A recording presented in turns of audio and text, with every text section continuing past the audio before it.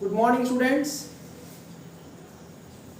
इससे पहले की वीडियो लेक्चर में क्लास 12th में हम लोगों ने पोइट्री सेक्शन में दो poems character of a happy life and the true beauty, ये दो पोएम को कवर किया गया और इससे related central ideas, stanza wise explanation, reference, context, line by line, meanings in Hindi and in English, इसको कवर किया गया। और उसी सीरीज में अब हम जो है next poem, third poem on his blindness, poet name is John Milton, इसको कवर करेंगे। इसको कवर करने से पहले मैं आप लोगों को पोएट के बारे में शॉर्ट डिस्क्रिप्शन देना चाहता हूं कि what is the poet. The name of the poet is John Milton and the poet is born on December 9, 1608. Next main point is he was the third child of his parents. वह अपने माता पिता का तीसरा बेटा था। उसका जन्म 9 दिसंबर 1608 ईस्वी में हुआ था। Third main point is he married 3 times. Means he had 3 marriages but all unsuccessful. यानी इस कवि ने, जॉन मिल्टन ने 3 विवाह किए, 3 शादियां की, लेकिन तीनों शादियां असफल रहीं। ये कोई भी इसका लाइफ पार्टनर लास्ट तक इसके लाइफ में इसका को पार्टनर या इसका हेल्पिंग हैंड नहीं बन सका। Next main point is nickname. Means the poet is known by the nickname the lady of the college. Means the poet was very handsome. ये कवि बहुत ही सुंदर था और इसकी सुंदरता पर इसे nickname the lady of the college के नाम से जानते थे। और इसका जो नेक्स्ट पॉइंट है, he was a puritan in faith, Christianity. इसमें 2 तरह के फेथ थे, एक प्योरिटन था और दूसरा जो है रोमन कैथोलिक। 2 तरह के फेथ थे और इसमें एक फेथ में लोग ये मानते थे कि जो हमारा जो पोप है, pope plus God plus Jesus Christ, ये तीनों को साथ में जब लेकर चलेंगे then only our religion will be complete. और दूसरी जो कैटेगरी थे वो ये मानते थे means only God and the Jesus Christ, these 2 are the main things which is to be related, there is no third one in the religion. इस तरह से इन 2 में फेथ करने वाले को हम लोग जो है प्यूरिटन कहते थे। In this way John Milton was a Puritan in faith. Next main point, next main change in the life of the poet was loss of eyesight. कवि अपने जीवन के मध्य काल में, कह सकते हैं ऐसा जीवन काल जबकि अनुभव का काल होता है, बहुत ही मेन होता है, पीक आवर होता है, ऐसे में the poet lost his eyesight at the age of 44. तकरीबन 44 साल की उम्र में कवि की नेत्र की, आंखों की रोशनी चली गई। ज़्यादा ओवरवर्क करने से, ज़्यादा काम करने से उसकी आंखों की रोशनी गायब हो गई। Next point is daughters remain unmarried for the sake of their father. इसकी पुत्रियां थी, बेटियां थी। इसकी पुत्रियों ने, बेटियों ने अपना विवाह नहीं किया, अपने आप को कुंवारा रखा, आजीवन कुंवारा रखा, अपने पिता का साथ दिया, अपने पिता के ही साथ रहीं। वे अपने पिता की आंख और कान बन गई। और इसके जो लिटरेरी जो फिगर्स हैं, जिन्होंने पढ़ा, स्टडी किया, वो यहाँ तक बताते हैं कि जॉन मिल्टन ने जो 2 main great works paradise lost और पैराडाइज रिगेन्ड जो लिखा है, जो 14 वॉल्यूम्स में हैं, इनको लिखवाने में, बोलने में इनकी बेटियों ने पूरी हेल्प की है। और जब वो at the stage of loss of eyesight, यानी जब वो नेत्रहीन हो गया था, ऐसी अवस्था में उसने पैराडाइज लॉस्ट और पैराडाइज रिगेन, जो कि 12 और 2 वॉल्यूम, जो कि टोटली 14 वॉल्यूम्स में है, उसको कंपोज किया। तो इस तरह से हम अंदाजा लगा सकते हैं कि इसकी जो है बेटियों ने इसका कितना साथ दिया। They remain virgin, they remain unmarried for the whole life, for the care of, for the sake of their parents. अपने पिता के देख रेख के लिए, सहयोग के लिए, त्याग के लिए, बलिदान के लिए उन्होंने अपनी शादी नहीं किया और वो अपने पिता के साथ ही हमेशा के लिए रहे। And in the last the poet died in 1674 और 1674 ईस्वी में ये कवि का जो है डेथ हो गया, मृत्यु हो गई। In this way this is the short description of about the poet. Now let us study in brief about the poem. To know about the poem, first of all, what is the form of the poem? कविता का रूप क्या है, किस रूप में है? The form of the poem is a sonnet. कविता का रूप क्या है? Sonnet. Now what is a sonnet? Sonnet क्या होता है? A sonnet is a poem of 14 lines. 14 पंक्तियों की एक कविता को हम sonnet कहते हैं। इस तरह से ये जो कविता है On His Blindness, जिसको जॉन मिल्टन ने लिखा है, it is in the form of a sonnet. Now sonnet is of two types. अब सोनेट भी दो प्रकार की होती है। एक को हम लोग इंग्लिश सोनेट या शेक्सपियरियन सोनेट कहते हैं, जो कि हम लोगों ने पहली पोएम में द मर्चेंट ऑफ वेनिस में पढ़ा था, और दूसरी तरह की सोनेट को हम लोग इटालियन सोनेट कहते हैं या मिल्टॉनिक सोनेट भी कह सकते हैं। शेक्सपियरियन सोनेट में 4-4 लाइंस की 3 स्टैंजाज होते हैं और लास्ट में 2 कपलेट होते हैं, 2 लाइंस होती हैं, यानी 4 × 3 + 2, 4-4 लाइन के 3 स्टैंजा और लास्ट में कपलेट। लेकिन जो इटालियन सोनेट है या जो मिल्टॉनिक सोनेट है, इसका फॉर्म अलग होता है। क्या होता है? It is divided into 2 parts, 2 भागों में बटा हुआ होता है। पहला पार्ट क्या होता है? Octave. Octave means a set of 8 lines, 8 पंक्तियों का एक समूह, उसको हम लोग अष्टक या ऑक्टेव कहते हैं, 8 लाइन्स। अब ये भी जो 8 लाइन्स का एक जो समूह है, इसको 2 पार्ट्स में डिवाइड किया जाता है, 4 लाइन्स का 2 स्टैंजा में डिवाइड किया जाता है। और इसमें जो राइम स्कीम होता है, लाइन्स का जो राइम स्कीम होता है A-B-B-A, इसका मीनिंग क्या हुआ? पहली लाइन का आखिरी शब्द की आवाज चौथी लाइन की आखिरी शब्द के आवाज से मैच करती है, और दूसरी और तीसरी जो पंक्ति है उसके आखिरी शब्द राइमिंग होते हैं। उसी तरह से जो दूसरा 4 लाइन का स्टैंजा होगा, उसमें भी यही A-B-B-A राइम स्कीम होता है, यानी पहली पंक्ति का आखिरी शब्द और चौथी पंक्ति का जो आखिरी शब्द है ये आपस में राइम करते हैं, यानी पहली लाइन चौथी लाइन से और दूसरी और तीसरी लाइन से आपस में राइम करती है। इस तरह से ऑक्टेव 8 लाइन का एक समूह है, इसे 2 भागों में बांटा गया है 4-4 लाइन में, और इसमें राइम स्कीम A-B-B-A होता है। रिमेनिंग जो 6 लाइन बची, जो 6 पंक्तियां बची, उसको हम लोग सेस्टेट कहते हैं, 6 पंक्तियों का एक संकलन। अब ये 6 लाइन भी जो है 3-3 पंक्तियों के 2 पार्ट्स में डिवाइड होता है, और ये तीनों पंक्तियों में कोई राइम स्कीम नहीं होता है, यानी किसी भी लाइन का आखिरी शब्द का साउंड दूसरी या तीसरी के आखिरी शब्द के साउंड से नहीं मिलता है। All are different, quite different, सब अलग अलग होते हैं, इसलिए इसको हमने CDE और CDE लिखा है। This is the short description about the poem. Next thing, अगली चीज जो हम आपको बताना चाह रहे हैं कि जो मिल्टन ने इस पोएम में कोशिश किया है हमें बताने का, that is uniformity of the thought and expression, यानी इस पूरे होल पोएम में यूनिफॉर्मिटी है, थॉट की यूनिफॉर्मिटी है, एक्सप्रेशन की uniformity.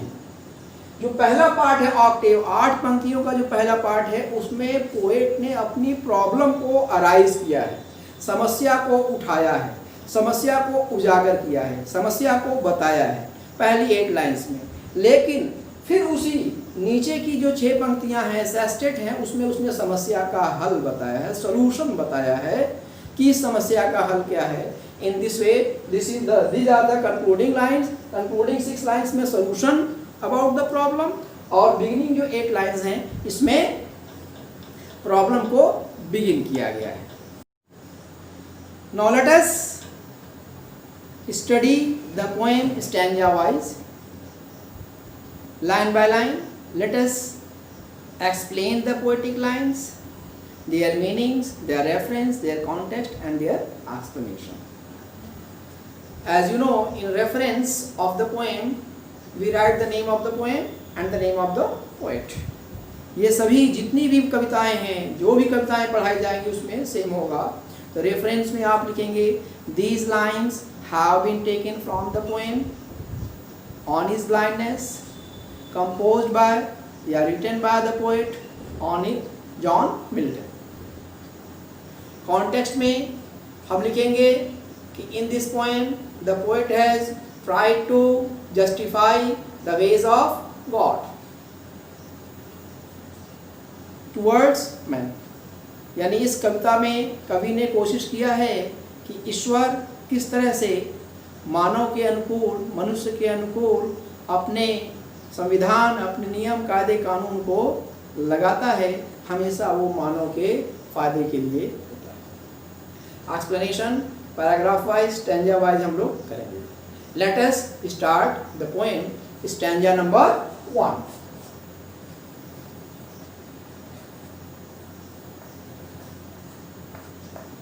Stanza number 1. Let us first of all read stanza number 1. पहले stanza number 1 हम पढ़ते हैं.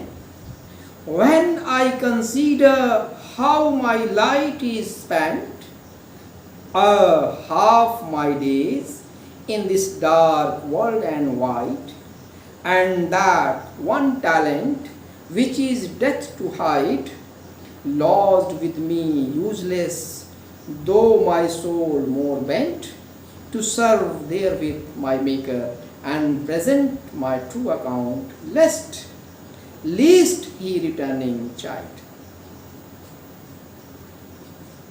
अब देखिए, ध्यान दीजिए, पहली लाइन में कविता की पहली पंक्ति में ही When I consider how my light is spent, यहाँ पर वर्ड आया है consider. Consider मीन्स होता है to think, सोचना, विचारना, गंभीरता से किसी चीज को लेना. The poet is saying that when I think about the loss of my eyesight, which happened at the age of 44, कवि कह रहा है कि जब मेरी आंखों की रोशनी 44 साल की उम्र में समाप्त हो गई, चली गई, और जब कभी भी मैं उस आंखों की रोशनी के बारे में सोचता हूँ, अपने रोशनी के गायब होने के पहले के जीवन काल के बारे में सोचता हूँ, और अभी अंधकार के बारे में सोचता हूँ. इसका यहाँ पर सेंस यही है कि कवि ने अपने जीवन की अधेड़ अवस्था में 44 वर्ष की उम्र में आंखों की रोशनी उसकी चली गई. The poet lost his eyesight at the age of 44. Now the poet is depressed, hopeless, and he is thinking seriously about the loss of his eyesight. This is the explanation of the first line of the poem. ये कविता की पहली पंक्ति का क्या है, व्याख्या है कि कवि ने अपनी आंखों की रोशनी 44 साल की उम्र में खो दिया. The poet lost his eyesight at the age of 44 and he is thinking seriously about the loss of his eyesight. In this dark world and white, and when he lost his eyesight, the whole world became dark, without light, without excitement, without any new thing for him, and the whole world became very, very vast. Everywhere, wherever the poet is saying, there is complete darkness, no symbol, no sign of light, ray of hope before him. The poet is completely desperate, hopeless, energyless. How he should use his talent, his stamina without the presence of his eyesight. And that one talent which is death to hide, and the poet has a special talent. This talent is the poetic talent, the gift of composing poems, which is provided by the God, provided by the Almighty, and this poetic talent will remain with him till his life. When he will die, this poetic talent will go with him. यहाँ कह रहा है कि एक उसके पास ऐसी प्रतिभा, एक उसके पास ऐसा गुण, एक उसके पास ऐसी नई चीज है जो कि काव्य शक्ति है, जो कि मृत्यु पर ही उसे खत्म हो सकती है, उसके पास बची हुई है। और कह रहा he cannot use this poetic talent in the absence of eyesight। कह रहा है कि आंखों की रोशनी के बिना इस पोएटिक टैलेंट को मैं यूज नहीं कर पा रहा हूं। This will remain with me useless. However I am thoroughly prepared to use it to serve the poetic talent for the well-being of humanity, for the well-being of society, and for the well-being for according to the will of God। यद्यपि कवि कह रहा है कि मैं तैयार हूँ अपने इस काव्य शक्ति का उपयोग करने के लिए, ईश्वर के इच्छानुसार मानव की कल्याण के लिए, मानव की भलाई के लिए, समाज के कल्याण के लिए, समाज के भलाई के लिए मैं इस काव्य शक्ति का उपयोग करने के लिए तैयार हूँ। But I am helpless, I am hopeless, I am energyless, I am thinking how I will use it in the absence of my eyesight, to serve therewith my maker and present my true account, lest he returning chide। I am ready to serve, to give, to benefit to the society of my poetic talent। I am ready to do as I am directed by the God, but I cannot do it, and I am afraid, I am full of fear that after death, when I will have to be present, I will be presented before God, and I will be told that this man was having the poetic talent with him and he has not used his poetic talent. Even I have lost my eyesight, and I think that God will rebuke me, God will scold me. You have come here without using your eyes, your poetic talent I have given you, and why you have not used it? This is the fear, this is the terror, this is the great fear inside the heart of the poet from the God। In this way, this is the explanation of the first stanza of the poem। एक बार मैं पूरे whole poem जो है इस stanza का फिर से बतला दे रहा हूँ मैंने, आप ध्यान से देखें। जब भी कवि अपने खोई हुई नेत्रों की दृष्टि के बारे में सोचता है, जो कि अधेड़ अवस्था में 44 वर्ष की उम्र में उसके आँखों की रोशनी गायब हो गई, उसके लिए पूरा संस्कार अंधकार है, अंधेरा है, उत्साहविहीन है। और फिर आगे कह रहा, मेरे पास एक ऐसी काव्य शक्ति है जिसका उपयोग मैं नहीं कर सकता हूँ और इसे मौत ही मुझसे छीन सकती है, वो मेरे पास पड़ा हुआ है, लेकिन नेत्र दृष्टि के न रहने की वजह से मैं इसका उपयोग नहीं कर पा रहा हूँ। हालांकि मैं तैयार हूँ अपने ईश्वर की इच्छा अनुसार मानव की कल्याण, मानव की भलाई, मानव की समाज की उपयोगिता के लिए अपने काव्य शक्ति का उपयोग करने के लिए, लेकिन मैं इसे नहीं कर सकता हूँ क्योंकि मेरे पास नेत्रों की रोशनी नहीं है। और मुझे डर है कि ईश्वर लौटने पर मृत्यु के बाद जब मैं वहाँ उसके सामने प्रकट किया जाऊँ तो मुझे डांटेगा, फटकारेगा कि तुम बिना अपने इस काव्य शक्ति का जो मैंने तुम्हें दिया था उपयोग किए हुए ही मेरे पास चले जाए। This is the first stanza. Now let us move to the second stanza. Stanza number 2। Let us start stanza number 2। अब स्टैंजा नंबर 2 का हम एक्सप्लेनेशन देखेंगे, इसमें क्या कहा जा रहा है, ध्यान से देखिए। Let us start। Doth God exact day labor, light denied? I fondly ask, but patience to prevent that murmur soon replies, God doth not need either man's work or his own gifts, who best bear his mild yoke, they serve him best।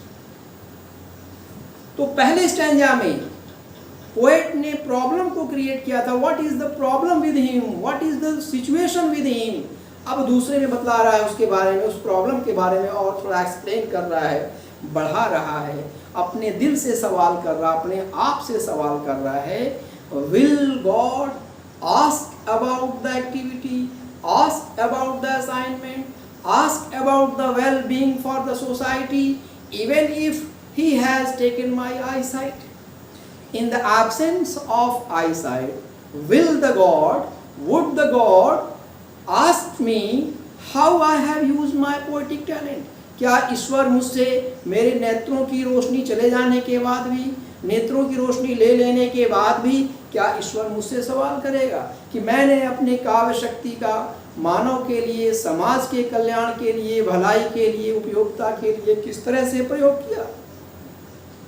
लेकिन फिर आगे कह रहा है, but patience to prevent that murmur soon replies, my inner voice, the voice of my heart, the real voice consoles me, ask me why you are worried, there is no need of worry, how can God ask you about your poetic talent in the absence of eyesight which have been taken from you?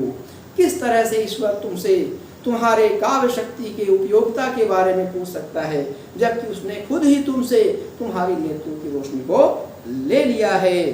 अब आगे कहा जा रहा है, who are the best worker, who are the best personalities in the eyesight of God Almighty, कि ईश्वर के नज़दीक, ईश्वर की नज़रों में सबसे बेहतरीन मानव कौन है?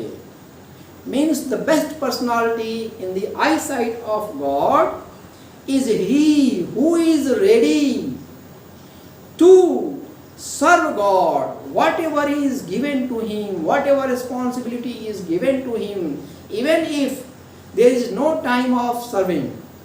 कहा जा रहा है कि ऐसे मानव जिन्हें जो जिम्मेदारियां दी गई हैं, जिन्हें जो काम दिए गए हैं उसको करने के लिए हमेशा वो तैयार रहते हैं, लेकिन भले ही उन्हें उस काम को करने का मौका न दिया जाए, चांस न दिया जाए, लेकिन उसके बाद भी they are always willing to do it, they were always ready to perform the activities, they were always ready to fulfill the responsibilities assigned to them. They are also doing the same thing as those who have done the responsibilities when they were given the chance. ऐसे व्यक्ति जिनको मौका मिला और उन्होंने कार्य को किया, इन्हीं के अनुकूल, इन्हीं के समान वे भी व्यक्ति हैं जो अपने जिम्मेदारी को निभा नहीं सके क्योंकि उनको मौका नहीं दिया गया, लेकिन वो तैयार हैं, दिली पूरा इच्छा रखते हैं कि मैं इस काम को पूरा कर सकूं। इस तरह से ये हमारा स्टैंजा नंबर 2 कवर किया गया। नाउ इसके बाद अब हम लोग स्टार्ट करेंगे स्टैंजा नंबर 3 के बारे में। Let us see the full explanation of stanza number 3।